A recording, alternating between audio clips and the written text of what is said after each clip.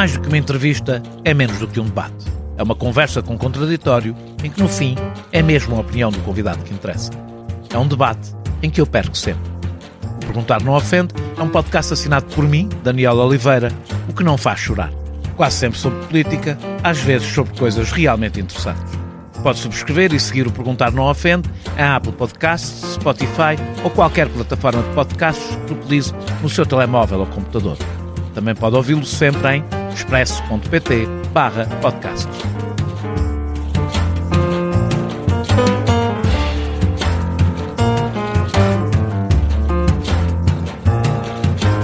Até ao dia 25 de novembro de 2024, as comemorações do 25 de Abril pretendiam sintetizar todo o longo processo que levou à democracia. Até porque nele está a queda da ditadura em 1974, as eleições que levariam à aprovação de uma nova Constituição em 1975 e as primeiras eleições legislativas já depois do 25 de novembro, em 1976.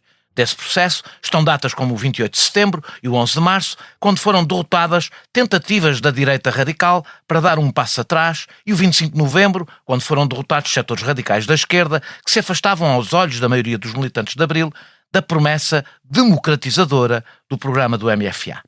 O 25 de Abril, data que, como se viu nas comemorações populares deste ano, une quase todos os portugueses, fazia a síntese feliz de um período cheio de contradições, permitindo que o país olhe para o futuro, não se perdendo em guerras culturais.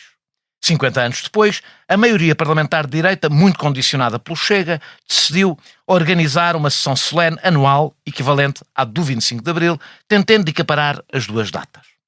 Como sempre acontece nestas coisas da memória histórica, os objetivos têm mais a ver com o presente do que com o passado. A esquerda diz que se quer dar à parte da direita um papel que, por contingências históricas, não teve. Que se quer equiparar uma ditadura de meio século com meses conturbados e contraditórios. Equiparar o PCP ao Estado Novo, podendo assim normalizar a extrema-direita da mesma forma que o PCP foi normalizado para que, no futuro próximo, também possa contar para maiorias governativas. A direita diz que apenas quer prestar homenagem ao que considera ser o momento em que a democracia foi garantida.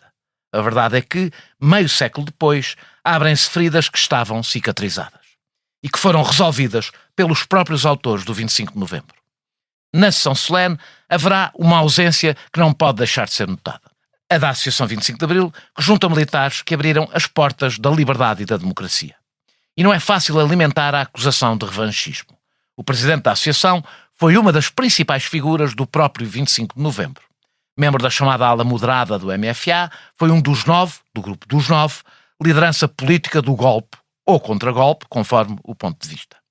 A sua escolha para o comandante da região militar de Lisboa, substituindo o Hotel Saraiva de Carvalho, foi o gatilho dos acontecimentos.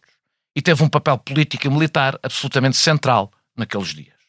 É um dos principais obreiros do 25 de novembro a recusar a equiparação com o 25 de Abril e a não aceitar estar presente na sessão solene. Diz que esta é a festa dos que também foram derrotados nesse dia, que queriam transformar numa vingança e num retrocesso. O coronel Vasco Lourenço tem 82 anos, é presidente da Associação 25 de Abril, ator e autor central do 25 de novembro e estará comigo na próxima hora e meia. Subscrever o Expresso é ter acesso à melhor informação, a uma vasta oferta de conteúdos exclusivos e à opinião de referência.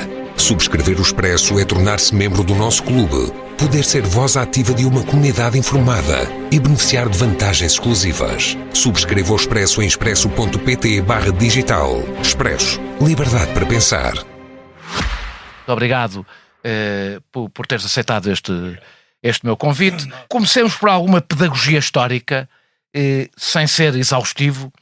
Qual era a situação política no dia 24 de novembro de 1975? O Conselho da Revolução estava em funcionamento, o Presidente da República estava em funcionamento, o Governo tinha decretado greve, que é uma coisa única, provavelmente em todo o mundo, mas estava no terreno e havia... era uma situação de provocações de todos os lados.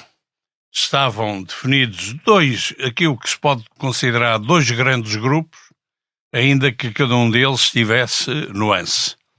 De um lado... Nuance é que tinham contradições internas, cada um dos grupos. Nós costumamos dizer que havia 3 tendências dentro do MFA, que se criaram 3 tendências dentro do MFA, que por sua vez também tinham relações com as forças políticas. Era a tendência dos gonçalvistas, ligada essencialmente ao PCP, ou estruturalmente, ou pelo menos simpatia. No campo da simpatia.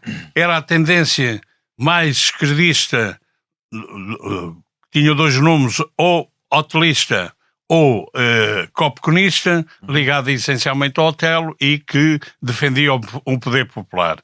E era a tendência que ficou conhecida pelos moderados, ou o Grupo dos 9, que tinha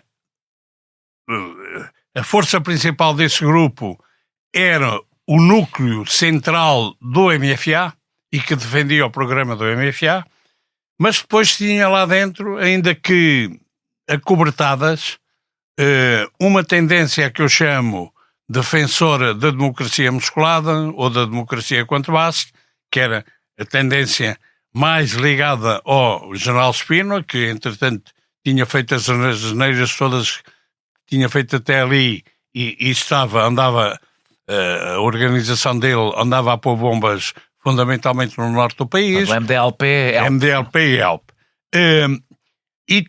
E tinha também um grupo a que eu designei por Falcões, mesmo naquela altura, que queriam claramente um retorno ao 28 de Maio, um retorno ao antes do 25 de Abril, que tinha como cabeças de cartaz o Lemos Ferreira, o Jaime Neves, o Moraes Silva e, em certa medida, também o Pires Veloso. Pessoas que de alguma forma também tiveram alguma ligação com o 25 de Abril ou com o período Sim. Quer dizer, mas eles estavam claramente numa intenção de ações que levariam inevitavelmente à Guerra Civil. E, portanto, nós no dia 24 de novembro de 75 estamos muito próximos de entrar em confrontos violentos que poderiam provocar a Guerra Civil. É a minha próxima pergunta, exatamente, tem a ver com isso. A 12 de novembro houve um cerco de trabalhadores da construção civil ao Parlamento, portanto, duas semanas antes destes acontecimentos. Eduardo Lourenço disse, Eduardo Lourenço disse: não sei quem ganhou ao certo, embora creia que tenha sido a revolução possível e lúcida, mas sei quem perdeu. O verbalismo, o mimetismo ultra-revolucionário e a sua miragem frenética de sovietização em 2 tempos deste país. Por outro lado, havia, como disse aqui, a rede bombista do MDLP. O que acha que teria acontecido, já começou por responder, mas o que acha que teria acontecido se não houvesse 25 de novembro? Acha mesmo, houve-se muitas vezes a possibilidade de uma guerra civil. Hoje, olhando já com algum distanciamento, acha que Portugal esteve mesmo à beira de uma guerra civil? Acho que sim, mas eu dou um exemplo concreto. Após o cerco à Assembleia Constituinte, que é uma das provocações que se faz do lado do PCP. Portanto, do PCP. O PCP eu penso que era mais da extrema esquerda, sim. Porque nós já vamos ao papel do PCP. Antes do PCP, extrema esquerda, eram maiores do que... Eles andavam a empurrar um ao outro para ver quem que era mais de esquerda. E o PC foi levado a cometer muitas asneiras, na minha opinião, para não se deixar ultrapassar à esquerda pela extrema esquerda. Mas, depois do cerco à Assembleia Constituinte, os partidos políticos ditos democratas saíram para o norte, com o argumento de que, e defendendo que a Assembleia Constituinte passasse a reunir no Porto, porque aqui não havia... E que a esquerda, surgiu, a extrema-esquerda e o PCP tinham mais força aqui. Surgiu a hipótese, o boato, eles querem constituir uma comuna em Lisboa. E, portanto, qual foi a teoria que na altura esteve no terreno? Os partidos chegaram a sair para o norte, os líderes todos, o Mário Soares, não o Sá Carneiro, porque não era ainda líder do PP, outra vez ainda não tinha regressado à liderança, mas o Emílio Guerreiro e o Freitas do Amaral, saíram todos para o norte. E tentaram influenciar de uma forma muito firme o grupo militar, que era o grupo que nós tínhamos coordenado pelo Ianes, que estava a fazer um estudo sob a direção do grupo dos 9, era perante mim que o Ianes respondia, estava a preparar uma ordem de operações para responder a qualquer tentativa de golpe, viesse ela de onde viesse, porque nós assumimos sempre que não tomaríamos a posição da iniciativa. Mas quer dizer que estavam conscientes que a situação estava por um fio. Sim, e a certa altura, eu dou importância a essa reunião, como não pode deixar de ser. Nós temos uma reunião aí no dia talvez 16, 17, logo a seguir ao cerco da Assembleia, de novembro, no Estado-Maior-General, na 5ª Divisão, onde estavam colocados os Ianes e esses elementos que constituem o grupo militar, e o grupo militar, a reunião está o Melo Antunes e eu do Conselho de Revolução, e do grupo militar está o Ianes, o Loureiro Santos, o Pimentel e mais 3 ou 4 na altura tenentes-coronéis. E eles pressionam o Melo Antunes, porque era o Melo Antunes, enquanto eu me assumo como líder operacional do grupo dos 9. Ele era uma espécie de líder político. Ele era, nós chamávamos-lhe o Papa político, portanto era... Já no 25 de Abril tinha sido um pouco... Sim, o Melo Antunes era o indivíduo mais politizado de nós. Agora deixe-me fazer aqui o parênteses.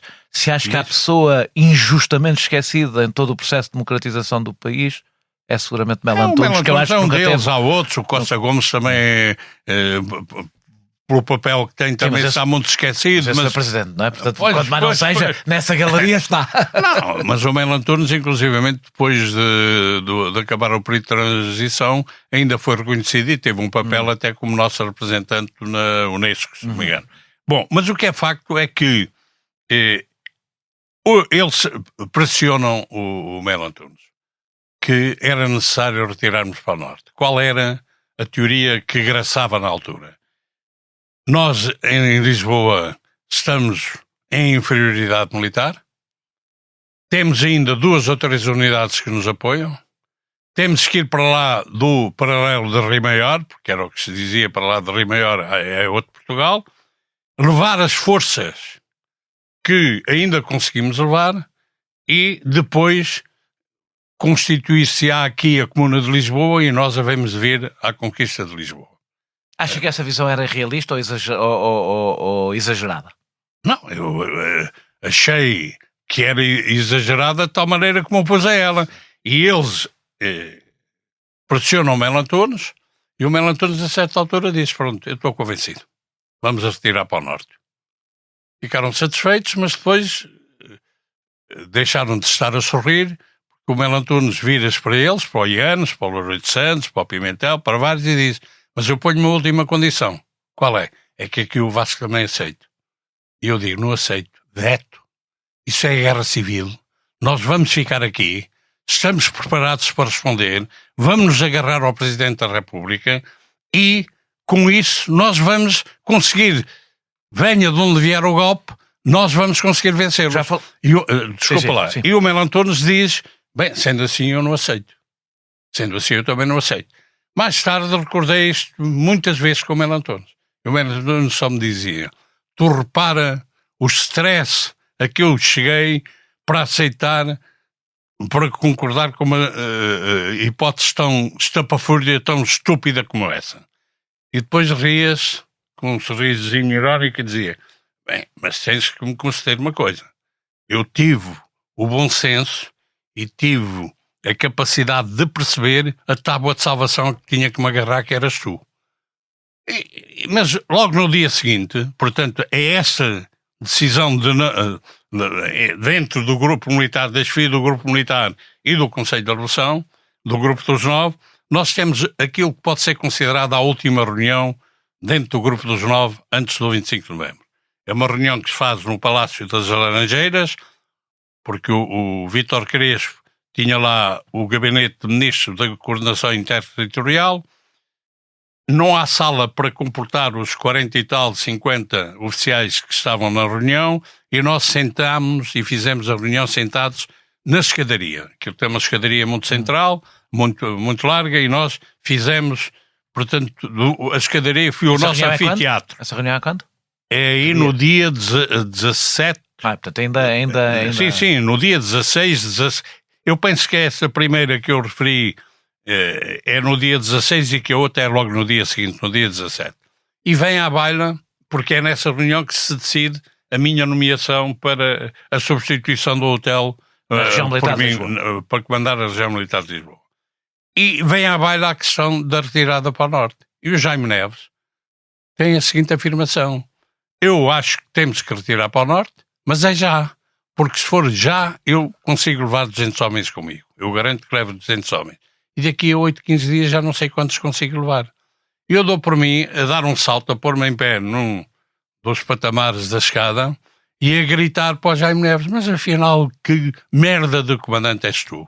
És um bluff, pá. Tu afinal és um bluff.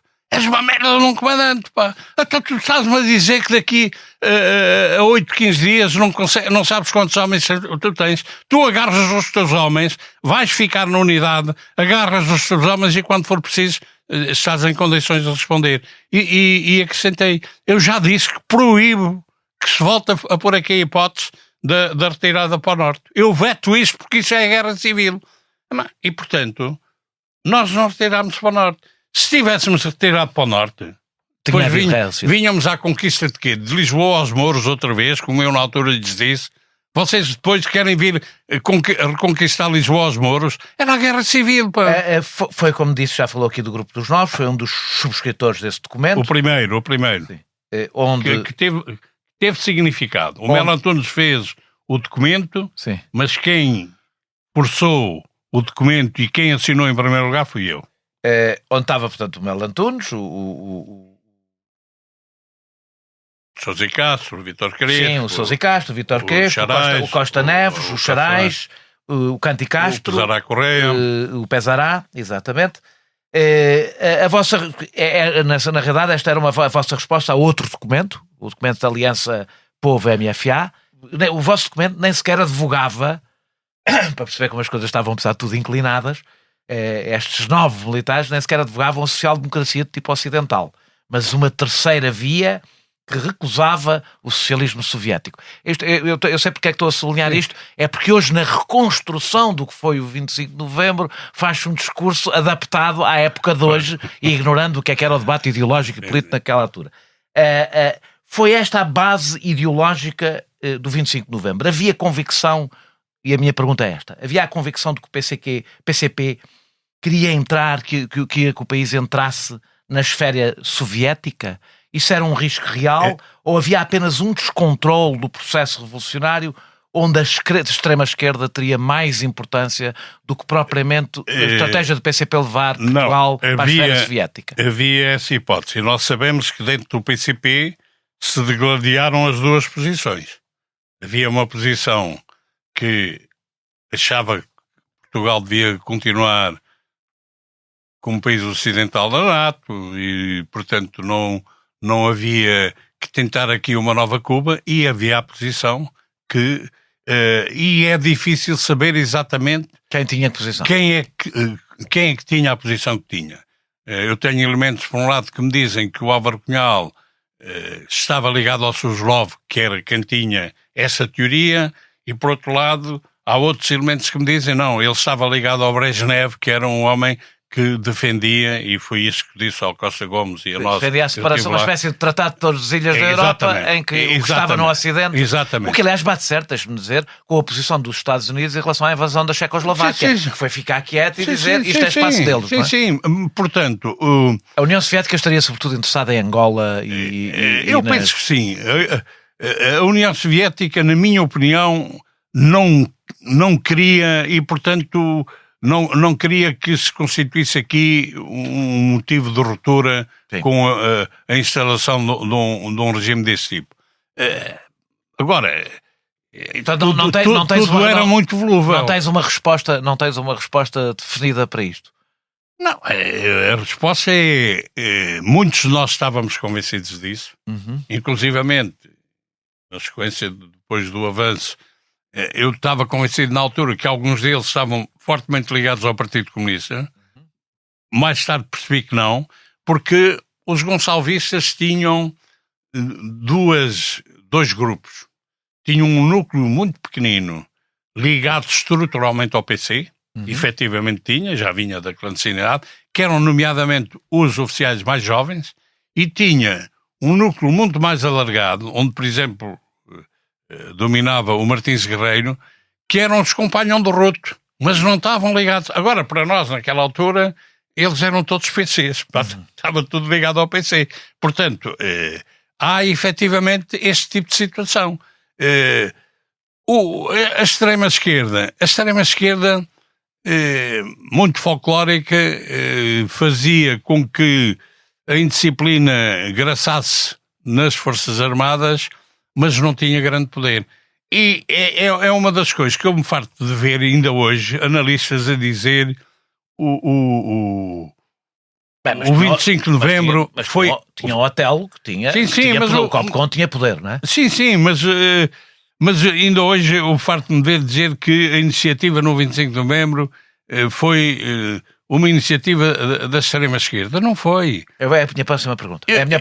Eu conto um episódio... Deixa-me lá agora fazer-te esta pergunta. Okay. Só para o 25 de novembro, a minha pergunta primeira é: o 25 de novembro foi um golpe ou foi um contragolpe? Ou seja, é assim, participaste num golpe ou num contragolpe? A outra pergunta é: contra quem é que foi o golpe ou o contragolpe? Porque hoje é claro hoje claro quem é que mandou sair os paraquedistas. Para quem não sabe, o pequenino gatilho, o último gatilho, foi a saída dos paraquedistas, não estou enganado, acho eu, não é? Foi a saída dos paraquedistas para tomar bases aéreas. E a minha pergunta é, claro, quem mandou sair os paraquedistas? Contra quem é que vocês reagiram? Isso é claro ou não? Bem, continua a ser discutível, porque de um lado e do outro se acusa o lado contrário de eles é que fizeram o golpe. Sim. Para mim foi um contragolpe. E foi um contragolpe dentro dessa medida. Contra quem? Inicialmente contra o PCP. Que é quem está por trás da transformação, porque isto também não foi assim tão simples. O Otelo participou na iniciativa quando dá luz verde aos paraquedistas para irem às bases aéreas, enviarem às bases aéreas equipas de informação e esclarecimento. Simplesmente, depois, e para ele, portanto, não está a haver nenhum golpe. Simplesmente, o PCP, através de uma rede clandestina que tem junto dos sargentos, transforma essa ida às unidades a fazer ações de esclarecimento em ações de força. E prendem os comandantes, etc. E, portanto, quando nós vemos, ninguém diz que estão a fazer sessões de esclarecimento. Quando nós recebemos a informação de que os paras estão a ocupar as bases, a prender os comandantes, para nós é um golpe de Estado que está em marcha. E, portanto, reagimos contra. E era? Agora, olhando à distância, era? Na minha opinião, e sempre o disse, não era aquilo que se pode considerar um golpe de Estado para assumir o poder central. Na minha opinião, o que o PCP quis foi reverter as decisões que tinham sido assumidas em Tancos pelo MFA nas reuniões da Assembleia do MFA 1 a 5 de setembro de 75. Que decisões eram essas? Em que a correlação de forças do Conselho de Revolução se alterou profundamente, o Pinheiro de Azevedo tomou posse em vez do Vasco Gonçalves e, portanto, na minha opinião, o PCP queria reverter e recuperar o que tinha perdido em Tancos. Simplesmente essas coisas não se fazem no laboratório, não é? E, portanto, ao fazer isso, cria condições para que se entenda que está em marcha um golpe de Estado. Assumindo que... Mas o PCP depois recuou. Pois, já lá vamos. Já vamos ao PCP. Ao PCP eu quero falar aqui durante algum tempo sobre o PCP, mas antes deixa-me fazer-te uma pergunta. Portanto, hoje é possível assumir que vocês, os chamados moderados, que já tinham preparado uma ação, resposta, aproveitaram um momento para consolidar uma determinada posição. Pode-se dizer isso ou não? Vamos lá ver. E com certeza, na luta que se estava a desenvolver, é evidente que, havendo o confronto, os que ganham consolidam a sua posição. E, portanto, quem ganhou na altura fomos nós os moderados, os do grupo dos 9, o núcleo central do MFA e queria cumprir o seu programa. Portanto, Na madrugada do dia 25 de novembro foste declarado comandante da região militar de Lisboa, substituindo o Otelo, já falámos aqui disso, o que terá levado à reação, pode ter sido isto que levou à reação dos paraquedistas. Não, isso foi uma jogada. A minha pergunta é qual foi exatamente o teu papel, sem sermos longos, qual foi exatamente o teu papel no 25 de novembro? É claro que tiveste o comando, mas qual foi exatamente o teu papel? O meu papel é assim, eu posso recuar um nadinho a dizer que aí por volta do dia 18 de novembro eu recebi no meu gabinete o Melo Antunes, o Ienes e o Loureiro Santos. Reunião no meu gabinete. Para me convencerem a ser... Nós já tínhamos dito que temos que substituir o Otelo no comando da região militar de Lisboa, de maneira que acabemos com a bagunça que há nas unidades, e eles foram ao meu gabinete para me convencer eu a aceitar ser o comandante da região militar de Lisboa. E eu disse, eu sou só capitão, pá. E virem para o Ianes e disse, você é mais antigo que eu, tenente-coronel, pá, você pode... Não, eu não tenho condições. Virem para o Loureiro Santos, tu, pá, até és o Estado-Maior. Pode ser tu, não. No Exército só há... Nós consideramos que só há uma pessoa em condições de assumir o comando da região militar de Lisboa. Pronto, e isso é discutido no dia 20, na reunião do Conselho da Revolução em São Julião da Barra, e eu coloquei uma condição. A certa altura se está a discutir e eu digo, eu só aceitarei se o Otelo aceitar a solução. Isto é, eu não quero que o Otelo aprove a solução, porque eu sei que ele não a aprova, mas para mim é totalmente diferente. Se retire pacificamente. Ele continuava comandante do Copcon. Sim, não. E, portanto, para mim é totalmente diferente o Otelo dizer, eu não concordo com a solução, mas considero que dentro das condições existentes é a solução menos má. E, portanto, aceita. Do que ele dizer, chegar às unidades e dizer, eu não concordo de maneira nenhuma, opus, mas impuseram. Bem, isto dá uma discussão grande no Conselho de Revolução e o Otelo, a certa altura, diz, eu aceito as tuas condições. E eu, que já o conhecia bem, perguntei-lhe, mas aceitas mesmo? Tens a noção daquilo que estás a dizer, aceito. Então, se aprovarem a minha nomeação, eu aceito a nomeação. E sou aprovado com 5 votos contra e uns 11, acho que eram 11 ou 12 votos a favor. E eu abstive-me. Bem, isso é no dia 20. No dia 22, eu chego ao Copcon e o Otelo diz-me, olha, pá, a minha rapaziada convenceu-me do contrário, eu já não aceito a solução e vou-me opor. E vou dizer isso ao Costa Gomes. Importa-se de me acompanhar? Não tenho problema nenhum, vamos ao Costa Gomes. E fomos ao Costa Gomes, ele diz-lhe que já não aceitava e o Costa Gomes ficou ultra furioso e eu assumi a seguinte posição. A partir deste momento, deixo de me considerar nomeado. Estava nomeado numas condições, as condições que eu coloquei não se concretizam neste momento, eu deixo de me considerar nomeado. Exijo que o Conselho volte a discutir a situação. E o Conselho reuniu no dia 24 para discutir essa questão. O Costa Gomes, um bocado furioso, abre a reunião dizendo passou-se isto e a minha decisão é a de manter a nomeação do Vasco Lourenço para comandar a região militar de Lisboa. Mas eu tenho que ouvir outra vez o Conselho de Revolução porque o Vasco Lourenço disse que não, que exige que o assunto seja novamente discutido. E eu tenho logo a primeira intervenção a seguir ao Costa Gomes e digo, face à evolução da situação, eu neste momento aceito a minha nomeação com ou sem a aprovação do Otelo. Depois virem para o Otelo, quem era muito amigo, e disse, olha, e tu tomas juízo, porque se fizeres alguma coisa contra isto, eu caio-te em cima, sou o primeiro a quem corta a cabeça. Simbolicamente, é evidente. Bem, o Conselho discutiu e votou a nomear-me. E pronto. E o que é que isso provoca e dá origem à ação dos paraquedistas? Numa atitude altamente condenável, ao arrepio da nossa decisão, tomámos conhecimento dela depois de consumada, o Moraes Silva, que era o chefe de Estado-Maior da Força Aérea, dissolveu a Força Paraquedista. Porquê? Mas porquê? Porque os paraquedistas, na sequência da ação terrorista de Estado na Rádio Renascença, reagiram muito mal porque foram instrumentalizados e viraram-se contra o chefe de Estado-Maior e portanto ele considerou que estavam absolutamente indisciplinados e dissolveu. O comandante dos paraquedistas, que era o Major Pessoa,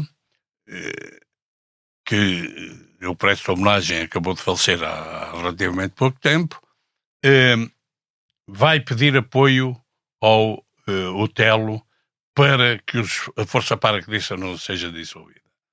E o Otelo promete-lhe que vai ver se consegue que isso aconteça. E propõe no Conselho da Revolução, do dia 20, mas em que estávamos a discutir, era essencialmente a minha nomeação, propõe que a Força Paraquedista seja atribuída ao COPCON e, portanto, não seja dissolvida. Como nós concordámos mais ou menos com essa solução, o Costa Gomes apoiou, eu apoiei-a, não se chegou a conclusão nenhuma, mas levantou-se um problema. O COPCON não tem autonomia administrativa e, portanto, não pode receber uma força que não lhe pode pagar, não tem capacidade de dar alimentação, etc, etc. Só há uma solução. Coloca-se a Força Paraquedista na região militar de Lisboa e ela atribui-a operacionalmente depois ao COPCON. Foi uma solução que ficou para concretizar, mas como nós, entretanto, confirmámos a minha nomeação para substituir o Otelo, o que é que o PC convence os agentes paraquedistas? O Vasco Lourenço, comandante da região militar de Lisboa, essa solução é inviável porque ele não a aceita. Falso. Hoje chamar-lhe uma fake news. Falso. E é com esse argumento que eles convencem os paraquedistas a fazer a ação de força. Porquê? Mas eu não disse qual foi o seu papel, além de ser o papel. Portanto, este papel? Não, portanto, nós tínhamos portanto, o grupo dos 9, como eu digo, eu assumo que era o líder operacional. Tínhamos constituído o grupo militar coordenado pelo Ianes em ligação comigo, era perante mim que respondia, para preparar qualquer ação de resposta a qualquer tentativa que houvesse. No dia 25 de novembro, depois de a ação dos paraquedistas desencadeados, nós, portanto, na reunião em Belém, declaramos o estado de sítio na zona da região militar de Lisboa e estabeleceu-se uma cadeia de comando. Costa Gomes, que era o CENCFA, Presidente da República CENCFA, e eu, comandante da região militar, que assumia o comando das forças do grupo militar e tudo mais. Com o Ianes meu adjunto. Portanto, o Ianes seria o meu adjunto. Eu, ao analisar a situação, concluí, e penso que a evolução me deu razão, que o problema não era militar. O problema era político. Se nós não conseguíssemos evitar a entrada em cena dos fuzileiros do lado de apoio aos paraquedistas, nós iríamos perder militarmente em Lisboa, na zona de Lisboa. E, portanto, a questão passava essencialmente por neutralizar politicamente por evitar que os fuzileiros entrassem. Isso é uma ação de natureza política. E, portanto, eu, ao analisar a situação, digo, isto só pode ser feito por Costa Gomes, só há aqui uma pessoa em condições de o apoiar junto dos marinheiros, face à ligação que eu tenho com eles, convencer os marinheiros a não entrarem, que sou eu. E, portanto, eu não posso sair daqui. E digo ao Ianes, e essa é a responsabilidade minha, que eu assumo, você vai para a Amadora, monta o posto de comando avançado, fica a comandá-lo interinamente até eu chegar. Se a evolução da situação permitir que eu vá para lá, eu vou. Senão você... E é nessa altura que eu assumo a primeira decisão, que é essa. Telefono às unidades da Região Militar de Lisboa, a quem o Costa Gomes tinha telefonado a dizer e tinha feito uma mensagem depois a confirmar o telefonema, passavam a estar sob as ordens dele como Senfa e que recebiam as ordens só através dele ou através de mim, eu telefono aos comandos das unidades e digo: a partir de agora há mais uma pessoa que vos dá ordens, que é o Tenente Conrado Ramalhianes, que criou inclusivamente alguns problemas. Porque, por exemplo, quando o Ramalhianes manda avançar o Salgueiro Maia de Santarém, eu, que ainda não tinha conhecimento disto, porque o comandante ainda não lhe teria dado conhecimento do meu telefonema, ele reage e diz: eu só recebo ordens do General Costa Gomes ou do Capitão Vasco Lourenço. O que vem ter influências depois muito grandes na marginalização e até perseguição que fizeram ao Salgueiro Maia no resto da vida dele. Mas, portanto, ficamos assim a comandar. O Ienes vai-me pondo a parte, não? E colocando as situações, ultrapassa-me já no dia 27, porque entretanto nós decidimos propor ao Costa Gomes a substituição do Fabião pelo Ienes como chefe de Estado-Maior. E nós, a partir dali, inverteram-se as situações. Quando o Ienes for chefe de Estado-Maior, passa a ser o meu superior e eu a ser inferior dele. De maneira que depois há uns episódios que eu não deixo de ter que contar para dissipar. Já não temos há muito tempo. Para dissipar algumas dúvidas. Eu, a certa altura, no dia 25, eu faço uma análise no Conselho de Revolução e digo: meus senhores, já controlei a esquerda, já não tenho problemas. O Álvaro Cunhal já tinha sido convencido pelo... Vais falar da direita? Vamos ter uma parte sobre isso. O meu problema são os falcões que querem sangue. Já lá vamos para a frente. E digo: felizmente o Ienes está comigo. Digo eu, felizmente o Ienes está comigo. Dali a meia hora.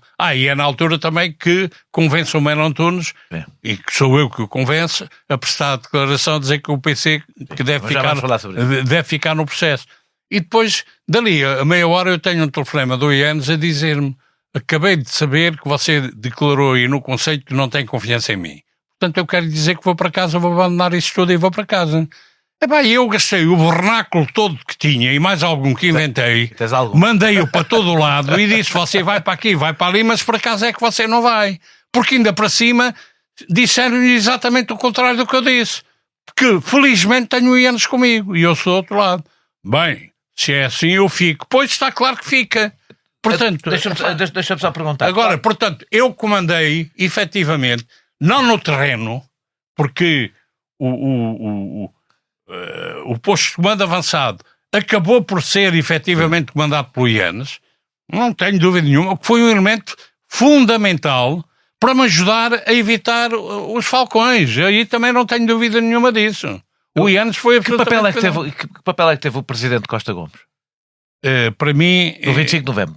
Para o 25 de novembro. Para mim, eu resumo, já dei essa imagem e não tenho problemas em voltar a repeti-la aqui. Se nós estivéssemos numa competição de atletismo em que se dão medalhas aos participantes, eu dava ao Costa Gomes a medalha de ouro, reservava para mim a medalha de prata e dava ao Ienes a medalha de bronze.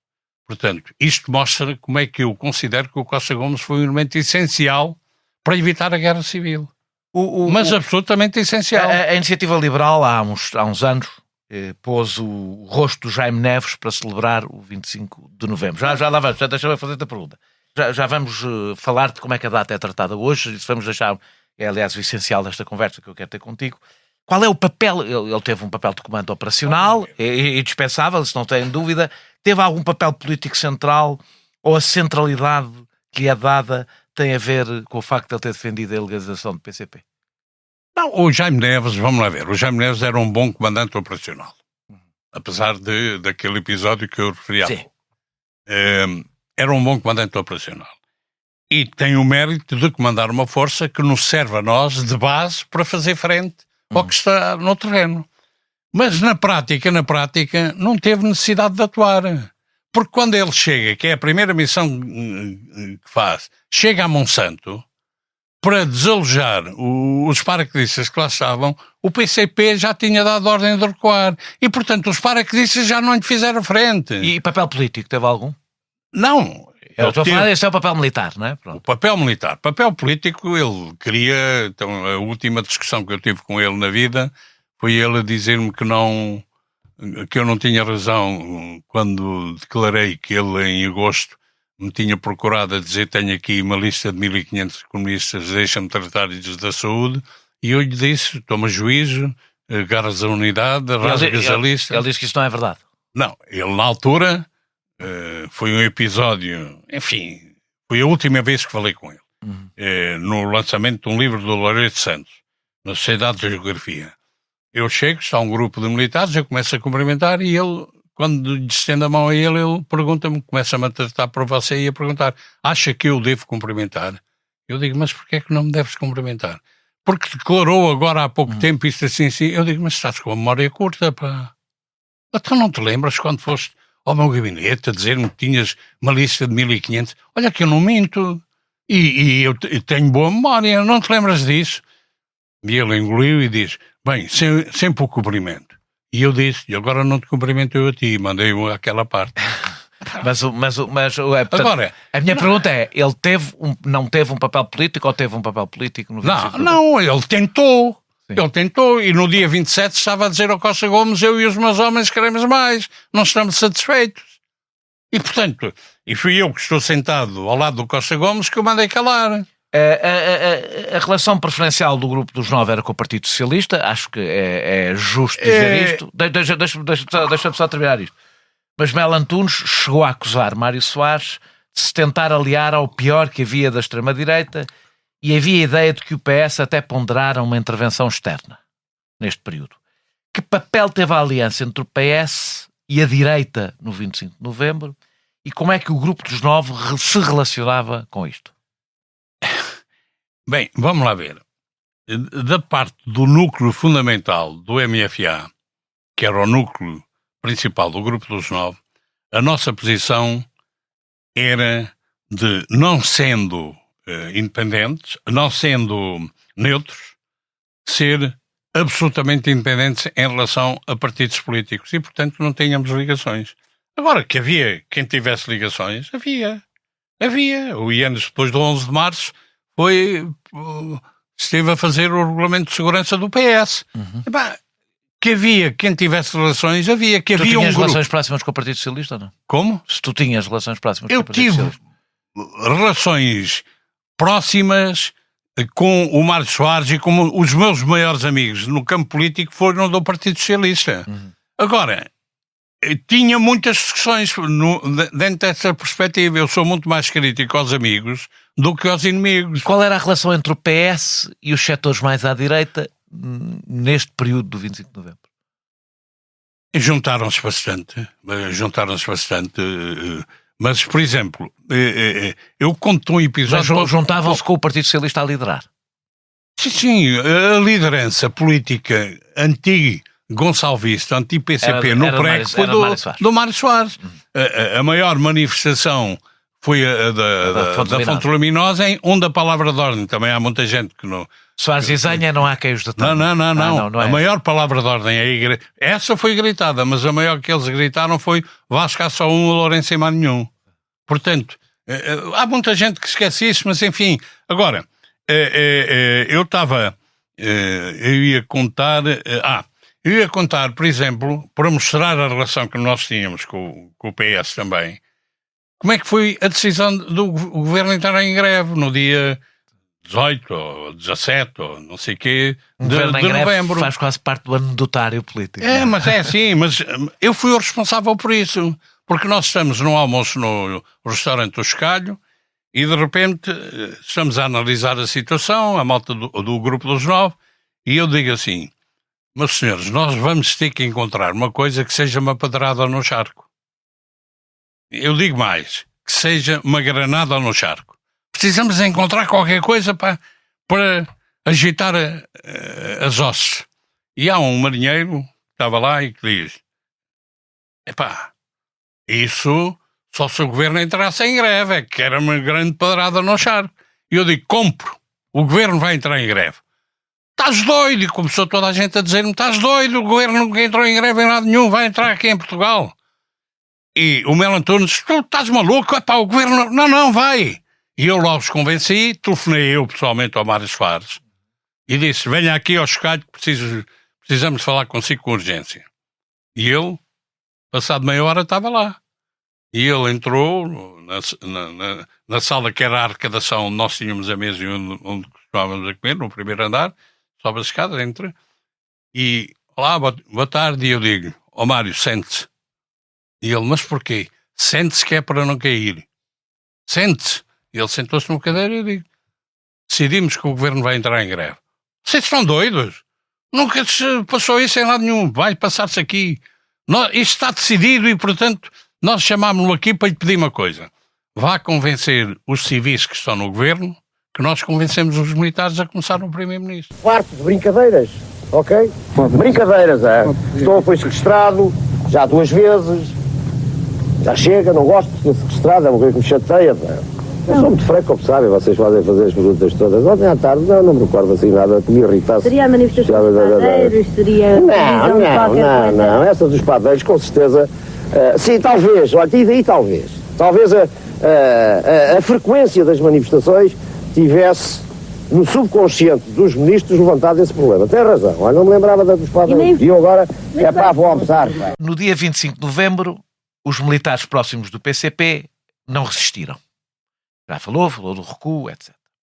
Há a tese, que eu acho que nunca vi confirmada, de que Melo Antunes e Álvaro Cunhal poderão ter negociado essa passividade. Vamos lá. Deixa-me só acabar a pergunta. Outros defendem que o PCP se limitou a recuar, sabendo que a derrota era certa. O papel do PCP naqueles dias é das coisas, pelo menos do que eu fui lendo ao longo do tempo, das coisas menos claras de uma data que já ela própria é uma nebulosa, não é? Há base real para falar de uma neutralidade do PCP e de uma neutralidade, por um lado, uma neutralidade do PCP, segundo, dessa neutralidade ter sido negociada? Não há base. Tinha havido um encontro do Melo Antunes à revelia, por exemplo, eu não tinha tido conhecimento, Com o Álvaro Cunhal, não é? Com o Álvaro Cunhal, no dia 18, em casa do César de Oliveira. E é daí que nasce a tese que eles terão negociado. Não negociaram nada disso. E a prova disso é que no dia 23 de novembro sai no Novel Observador uma entrevista do Melo Antunes em que dá um porradão no PCP. E, portanto, eu duvido que se tivesse havido uma negociação. Bom, dá-se essa situação que eu já referi do PC instrumentalizar os paraquedistas para fazerem a ação de força. Nós sabemos o que está a passar, chamamos dizemos ao Costa Gomes, ele chama o Costa Martins, porque tínhamos indícios que o Costa Martins estava dentro da ação dos paraquedistas, e depois do Costa Martins falar com o Costa Gomes chama o Cunhal. Eu não sei, quer a conversa com o Costa Martins, quer com o Cunhal, como é que foi? Sei é uma coisa, o Cunhal sai de Belém e dá ordens para recuar. E toda a gente do PC começa a recuar. Qual é a tua tese? É de que o PCP percebeu que não tinha possibilidade? A minha tese é de que o PC foi confrontado o Álvaro Cunhal é confrontado pelo Costa Gomes, percebe que vai perder, percebe que se continuar vai ser a guerra civil, e tem... O Álvaro Cunhal não queria a guerra civil. E tem o bom senso, na minha opinião, para dizer: eu agarro-me ao essencial, que é a continuação do processo, connosco no processo, e, portanto, recua, e com o recuo ele contribui para evitar a guerra civil. Os esquerdistas, já agora deixa-me dizer isso, os esquerdistas, a prova de que não estão metidos em golpe nenhum, e, portanto, quando dizem eles é que começaram e é que fizeram, a prova disso é que quando o Otelo Ases 4:15 da manhã. Chega ao Copcon e estão lá uns 40, 50 oficiais, uma balbúrdia do caraças. E informa, o Conselho da Revolução confirmou a minha substituição pelo Vasco Lourenço no comando da Região Militar de Lisboa. Ouve-se a voz do Costa Martins, que era um homem ligado ao PC, ouve-se a voz do Costa Martins a dizer: os paras não vão aceitar isso. E o Mário Tomé, que está presente, tem esta reação. O quê? Os paras não vão aceitar? Isto cheira-me a esturro. Isto cheira-me a golpada. Eu vou, mas é para a minha unidade. E, portanto, Que era a Polícia Militar, não é? que era a polícia. E, portanto, é a prova de que eles não estão metidos em golpe nenhum. Simplesmente não perceberam a alhada em que estavam metidos, não obedeceram às minhas ordens, em nome do Costa Gomes, para se renderem e deram oportunidade aos falcões de fazerem sangue. Porque... Houve 3 mortos. Porque isso, quer dizer, os falcões queriam à força que houvesse sangue. No dia 26 de novembro, como tu já disseste, penso que foi no dia 26, Ernesto Melo Antunes disse que o PCP... 25. Foi no dia 25. As declarações do Ernesto... Foi no dia 25. Foi a seguir. Mas já agora, para as pessoas ouvirem, o que é que ele disse? Espera só um bocadinho. Bem claramente expresso o meu pensamento, porque por vezes há dúvidas no que me diz respeito pessoalmente sobre certas intenções críticas da minha parte a respeito da prática política de determinados partidos. Eu quero dizer neste momento, e isso considero muito importante, que a participação do Partido Comunista Português na construção do socialismo é indispensável. Não me parece que seja possível, sem o Partido Comunista Português, construir o socialismo. Não houve qualquer tentativa de ilegalização à perseguição do PCP e o PCP até continuou no sexto governo provisório. Esta travagem do que a direita queria fazer faz parte do 25 de novembro? Faz. Repara. Ou seja, porque a direita não, queria a direita a ilegalização do PCP. E eu a pergunta que faço e retornando àquele tempo, se nós ilegalizássemos o PCP, era a guerra civil. Era a guerra civil, não tenho dúvida nenhuma. E não era só a guerra civil, era também um retrocesso político. Não, mas independentemente ou seja, o resultado não teria sido o que foi, sim, não é? Mas independentemente disso, porque o problema foi, querem sangue. Eles tentaram bombardear os falcões, sim. Tentaram bombardear o Ralis com a Força Aérea, tentaram bombardear o Forte da Almada e tentaram bombardear tanques já no dia 27. E, portanto, aí, como eu digo, foi fundamental a ação do Ianes. Foi fundamental para evitar isso. Portanto, os falcões quiseram sangue e queriam a ilegalização do PCP. Tu dizes que eles queriam uma democracia musculada. Não, é assim. Isso passava por quê? Eu chamo democracia musculada, não são os falcões. Quem estava connosco, mas queria uma democracia musculada, era o grupo do próprio Ianes, que era, enfim, controlar as coisas que tinha sido a tentativa do Spínola a seguir ao 25 de Abril. Quando começou, o República escreveu um artigo sobre a guerra, fecha-se a República. Democracia musculada, é democracia quanto baste. E, portanto, era este tipo de situação que eles queriam, portanto, dar a sensação de que estamos em democracia, mas a democracia não é plena. E tinham ao lado, portanto, os falcões, porque esses não eram falcões, na minha nomenclatura, tinham ao lado os falcões que esses sim queriam um novo 28 de Maio. Queriam um novo 28 de Maio. Queriam, porque, vamos lá ver, se nós entrássemos na guerra civil, o que é que havia a seguir?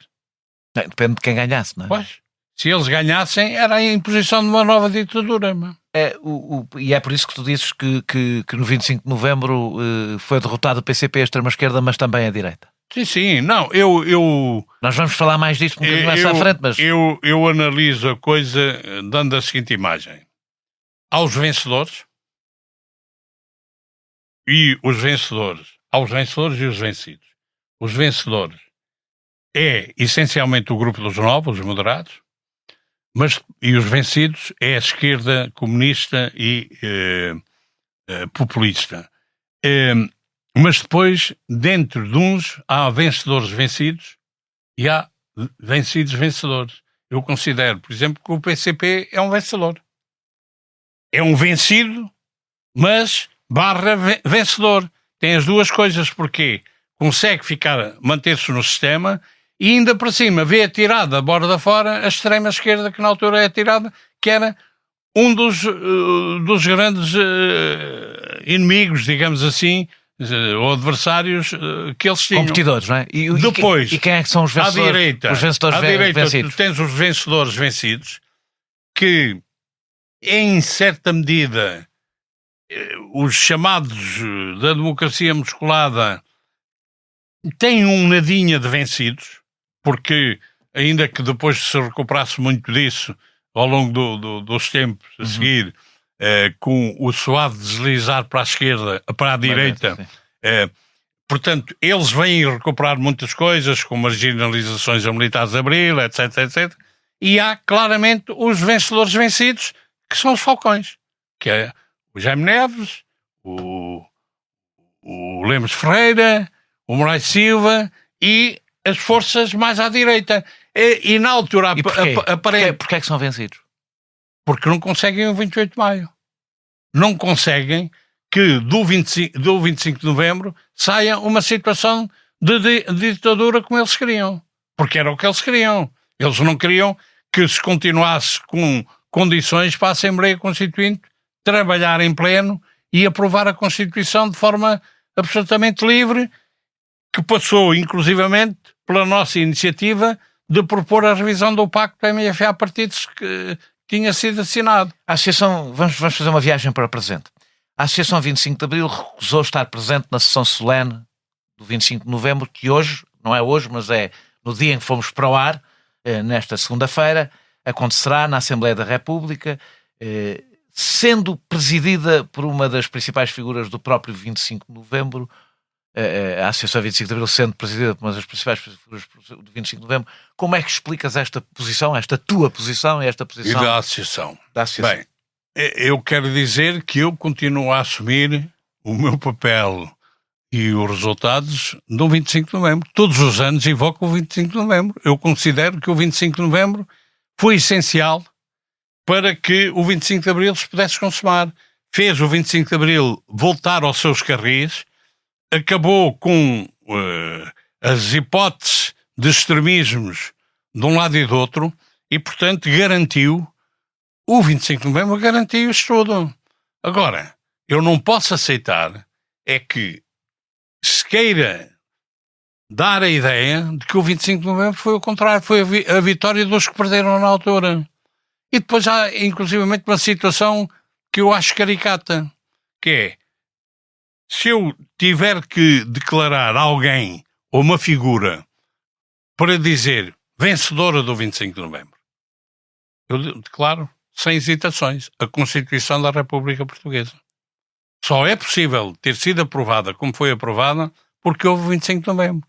Porque se acabaram com os apelos à dissolução da Assembleia Constituinte na extrema-esquerda e acabaram-se com as tentativas que havia à direita e que houve para acabar com a situação democrática.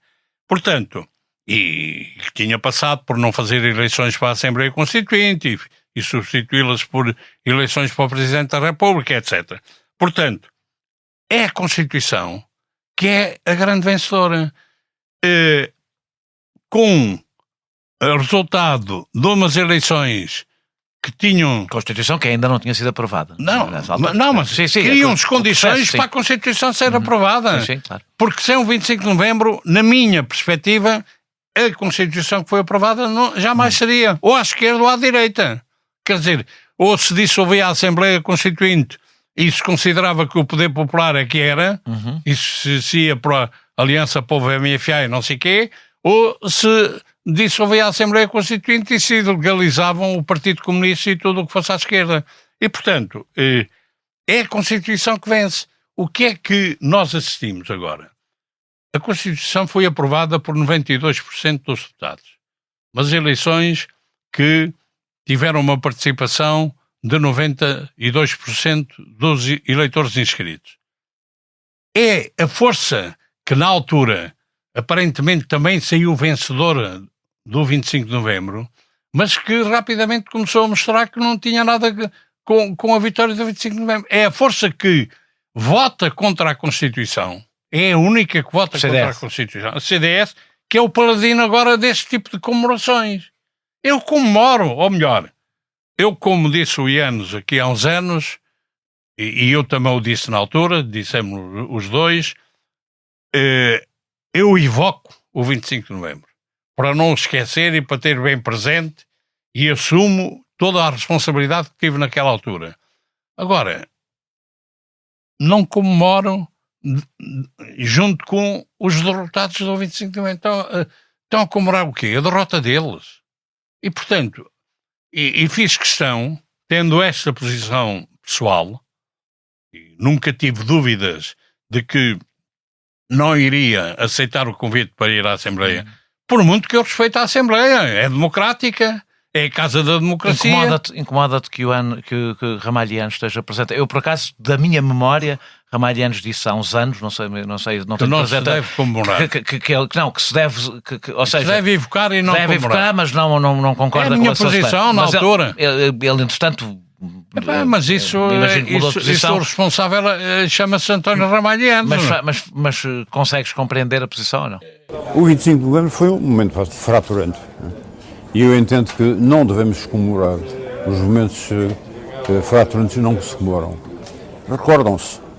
E recordam-se apenas para refletir sobre eles. No caso do 25 de novembro, deveríamos refletir porque é que nós portugueses, com séculos e séculos de história, com uma unidade nacional feita de uma cultura distintiva profunda, porque é que nós chegamos àquela situação?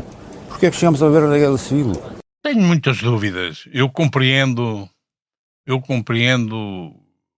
algumas coisas. Compreendo que o Ianes, por circunstâncias da vida, não tivesse cá no 25 de Abril, onde se estivesse, provavelmente teria desempenhado um papel importante, dada a ligação que ele tinha ao movimento, mas ele estava em Angola há bastante tempo e, portanto, não participou diretamente no 25 de Abril. Eu admito que ele, para ele próprio, se não considera, apesar de ele ter participado na conspiração e ter dado o pontapé de saída para a primeira grande contestação que nós fizemos, que foi ao Congresso dos Combatentes, foi ele o grande responsável por isso, apesar disso tudo, ele não tem tem dificuldade em assumir o papel de capitão de Abril. Não de militar de Abril, porque eu faço uma certa distinção, os capitães são os que participaram mesmo. Os militares são aqueles que depois participaram independentemente do posto, os militares são todos os que participaram. Mas, e por isso, para ele, o seu 25 de Abril é o 25 de Novembro, porque teve um papel importante e positivo. Achas que há uma tentativa de equiparar o 25 de Novembro ao 25 de Abril? E achas que são equiparáveis? Não, repara. Eu estou aqui, esta pergunta é especialmente importante para ti, porque tu és, provavelmente, não és a única, mas és uma figura que teve... Nos dois. O grupo dos 9 em geral tiveram todos nos dois, não é? Todo o grupo dos 9 foram capitães de Abril e estiveram ligados ao 25 de Novembro. Por isso é que a pergunta é especialmente importante ao fazer a ti. Eu não confundo. O 25 de Abril é a data que cria a liberdade, cria a paz e cria as condições para que a democracia seja possível. E depois o MFA é confrontado, logo a começar na noite de 25 de Abril, pelo próprio Spínola, com a tentativa de anular o programa do MFA, depois é confrontado com várias tentativas para anularem o programa do MFA, a última delas é o 25 de novembro. E talvez também por isso o 25 de novembro ocupa este espaço imaginário especial, porque é a última das tentativas que é feita Então, contra o programa do MFA. deixa-me fazer Mas então- é feita à esquerda e à direita. Exatamente, a minha pergunta tem a ver com isso. Estive a ouvir uma entrevista tua à RTP no dia 27 de novembro de 1975, aliás, no Palácio de Belém. Penso que estavas a falar em nome dos vitoriosos de 25 de novembro e do Conselho da Revolução. Nós temos a consciência perfeita de que, tal como no 11 de março, quando foi necessário parar toda uma escalada de um extremismo de esquerda que nos dias que seguiram logo ao 11 de março foi um facto e foi muito mais difícil parar, portanto, essa escalada do que propriamente fazer frente ao ataque que o Rally sofreu na altura, né?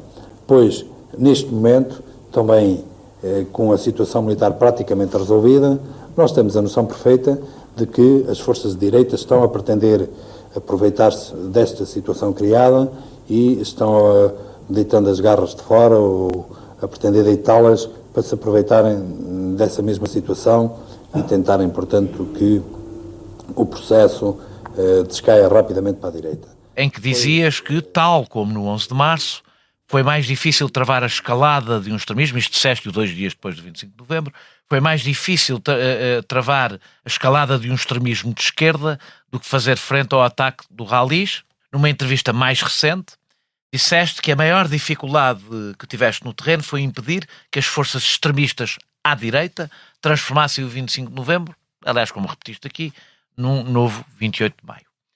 E que não aceitavas agradecimentos dos que foram vencidos.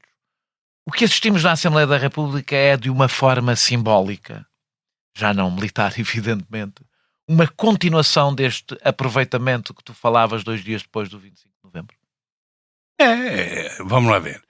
Se nós analisarmos bem, as forças que foram vencidas no 25 de Abril nunca saíram do terreno. Durante muito tempo tiveram que encolher as garras, mas nunca saíram do terreno e foram fazendo sempre tentativas para derrubar o 25 de Abril porque nunca o aceitaram. Então a minha pergunta é, o objetivo desta equiparação é diminuir o 25 de Abril, dar à direita um papel histórico que não teve no fim da ditadura, equiparar o PCP aos fascistas? Estas coisas todas? Em grande medida tudo isso posso subscrever. Porque, pronto, o que eu considero é que o processo foi o que foi, nós assumimos e enquanto militares fomos os principais responsáveis, independentemente do papel das forças políticas, nós fomos os principais responsáveis por derrubar a ditadura e consolidar a democracia. Eu não tenho dúvida nenhuma. Eu tenho afirmado muitas vezes que a existência do Conselho da Revolução até 1982 permitiu consolidar a democracia, evitando as corteladas que seriam previsíveis se não houvesse um órgão como o Conselho da Revolução. Por exemplo, eu vivi mais que uma vez essa situação. Estar com o Mário Soares, alguém dizer o Sr. Doutor é o pai da democracia e ele dizer não. Os verdadeiros pais da democracia são os capitães de Abril. Portanto, nós assumimos isso. Não queremos benesses, nunca as tivemos, nem queremos condecorações especiais, nem nada. Assumimos isso com muita honra e gostamos disso. Agora, o processo foi o que foi. Houve muitas complicações. Mas a mim parece-me que este debate atual não tem tanto a ver com os acontecimentos na altura, até porque ele é feito por pessoas, em grande parte, que não os viveram, não é? Algumas, acho que a maior parte deles, dos dirigentes partidários que estão a fazer este debate, nem sequer eram nascidos. André Ventura não era nascido, acho que não era nascido. Rui Rocha, não sei que idade é que tem o Rui Rocha, mas não eram nascidos, eram crianças como eu, aliás, como eu era criança nessa altura. Portanto, isto tem objetivos no presente, não é no passado. Não, e o presente é tentar assumir uma posição o Rui Rocha era de nascido, luta. já vi, era nascido, só tem menos um ano que eu. Assumir a luta por uma sociedade livre e democrática porque não tiveram. Não tiveram. E agora, porque é tal coisa, e quando ouço declarações dessas forças populistas e de direita, a interrogação que faço é: mas como é que uma pessoa normal e inteligente pode acreditar que eles vão cumprir aquilo que estão a prometer? Nós sabemos como é que eles são. Portanto, porque muitas das críticas que fazem, eu também as faço. Muitas coisas que eles apontam como estando erradas, eu também as aponto. Agora, o que eu pessoalmente não tenho dúvidas é que se eles tiverem o poder vão fazer ainda pior. Mas achas que estas comemorações do 25 de novembro resultam do crescimento da extrema-direita? Porque a verdade é, eu ouço muita gente, um dos grandes argumentos que eu ouço é: este Partido Socialista já não é o partido do Mário Soares por causa da posição que tomou. Ora, passaram 50 anos e não me recordo alguma vez o Mário Soares ter proposto para haver comemorações oficiais na Assembleia da República do 25 de novembro ou este tipo de equiparações. Portanto, a ruptura é feita agora, não foram festejados, não houve sessões solenes durante 50 anos e agora alguém as quer interromper. Achas que isto resulta do crescimento da extrema-direita? Acho que sim. Acho que a extrema-direita em todo o mundo tem vindo a crescer e de que maneira, em Portugal também, e portanto este tipo de atitudes acabam por ser feitas com a conivência das forças menos à direita. Bem, mas aí... Na realidade, o Partido Socialista foi contra estas comemorações. Vai participar... Contra os 49 anos. Sim, contra os 49 anos. Porque contra os 50 anos... Mas porque há outra coisa... Fazia-te confusão já agora, deixa-me dizer-te uma coisa. Os 49 anos, do que eu percebi, eu ainda não percebi se estas sessões, tenho ideia que sim, vão ser permanentes. Eles querem fazer esta sessão solene todos os anos. A verdade é que nunca houve comemorações populares do 25 de novembro e por alguma razão há de haver. Não é seguramente pela maior parte da população ser contra o 25 de novembro. Provavelmente nunca fizeram a equiparação. A minha pergunta é: se, por exemplo, houvesse uma sessão evocativa na Assembleia da República dos 50 anos, por serem 50 anos, isso fazia-te confusão? Desde que tivessem feito uma sessão comemorativa dos 50 anos do 28 de setembro e uma sessão comemorativa dos 50 anos do 11 de março. Porquê? Porque eu continuo a encarar esses três acontecimentos como a tentativa que foi feita contra o MFA, contra o 25 de Abril, contra o programa do MFA, e que o MFA venceu. De um lado da extrema-direita e do outro lado da extrema-esquerda. Os dois primeiros só à direita, o terceiro e último à esquerda, inicialmente, e à direita.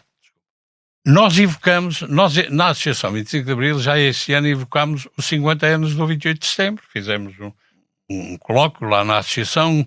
Vamos evocar os 50 anos do 11 de março e vamos evocar os 50 anos do 25 de novembro. Agora, não é dessa maneira.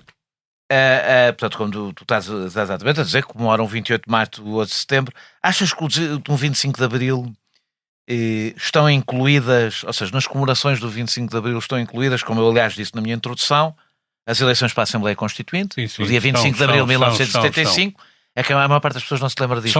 E que as eleições legislativas de 1976 também foram no dia 25 de Abril. Inclusivamente, eles incluem nas comemorações oficiais, no programa das comemorações oficiais, a evocação, a comemoração de todas as eleições que houve em 76. Pode-se dizer que nestas três datas, todas no dia 25 de Abril, também está o espírito do 25 de Novembro. Também está o espírito do 25 de Novembro. Sim. Nas eleições legislativas, não é? Eu acho que sim. Eu acho que sim, porque o 25 de Novembro permitiu a aprovação da Constituição e permitiu depois as eleições de acordo com a Constituição. Em 76 foi o ano das comemorações. Começou na Assembleia da República, Presidente da República, regiões autónomas e autarquias. E por isso as comemorações oficiais vão terminar em 2026 com a comemoração das eleições dos 50 anos das eleições autárquicas. Vão comemorar também as outras, mas até às autárquicas. Achas que 50 anos depois este debate ainda diz alguma coisa às pessoas? Este debate sobre o 25 de novembro? Que se isto não é um pouco anacrónico? Eu acho que é capaz de ser deslocado e da maior parte das pessoas dizerem lá estão estes tipos agora a discutir estas coisas que já... Como se viu nas comemorações do 25 de Abril, isso não aconteceu. Foi a Não, maior manifestação desde o 1º de maio. Foi a maior manifestação repare, de sempre. este ano não foi só em Portugal. Porque é espantoso. E qual é a interpretação que eu dou ao boom que houve comemorativo dos 50 anos do 25 de Abril? Eu, por exemplo, dei para cima de 100 entrevistas à comunicação social estrangeira. Já não conto à portuguesa. E de toda a parte do mundo ocidental. Porquê? Porque qual é a leitura que eu faço? A situação está-se a agravar no que diz respeito às liberdades. No mundo inteiro. E a maior parte das pessoas voltou a agarrar-se ao 25 de Abril como símbolo de liberdade. E achas que esta polémica em torno do 25 de Novembro apoca estas comemorações? Pouca. Tentam apocar. Ou melhor, eu direi que, por outro lado, também vai fazer realçar, porque vai mostrar o contraponto. Isto é, estou convencido que não haverá comemorações populares do 25 de Novembro, nunca houve, espero que este ano também não haja. É curioso, porque tu, sendo um dos autores do 25 de Novembro, não queres umas comemorações populares do 25 de Novembro, mas tu não te envergonhas do 25 de Novembro. De maneira nenhuma, e assumo, e eu tenho um hábito que ganhei há muito tempo, quando me corresponde com amigos, ou no WhatsApp, ou SMS, ou no e-mail, terminar com abraço amigo de Abril. Eu sei, eu confirmo. E ainda há pouco, para um homem de Abril e do 25 de Novembro, mas considerado bastante à direita, mas que me diz, sabes que para mim o 25 de Novembro não foi um novo 28 de Maio, a tentativa do novo 28 de Maio. Eu, na resposta que lhe dei, terminei, um abraço amigo de Abril, e depois entre parênteses, e de Novembro, mas do nosso Novembro. Como é que achas que figuras, duas pessoas que não estão cá, isto é sempre arriscado nós dizermos pessoas que não estão vivas o que é que pensariam sobre o assunto, porque há sempre aqui algum abuso, não é? Porque as pessoas não estão cá para dizer. Mas como é que achas que Mel Antunes e Costa Gomes, para ficar duas figuras que tiveram bastante relevância, se relacionariam com esta polémica? Eu estou convencido, enfim, presunção é água benta, cada um toma o que quer, mas eu estou convencido que eles apoiariam a atitude que eu assumi e que consegui, sem dificuldade nenhuma, que os órgãos sociais da Associação 25 de Abril aprovassem por unanimidade. Isto é, a minha convicção é que quer o Costa Gomes, quer o Mel Antunes, e, enfim, com o Mel Antunes eu tive uma relação muito mais estreita e próxima, com o Costa Gomes também tive uma boa relação, mas menos estreita. A minha convicção é de que eles apoiariam esta atitude. Assim como uma outra figura que é emblemática do 25 de Abril, e até pela maneira como foi maltratado por causa da ação dele no 25 de Novembro, também estou convencido que não estaria lá, o Salgueiro Maia. Enfim, eu soube agora que a Associação Salgueiro Maia que resolveu aceitar o pedido para lá estar.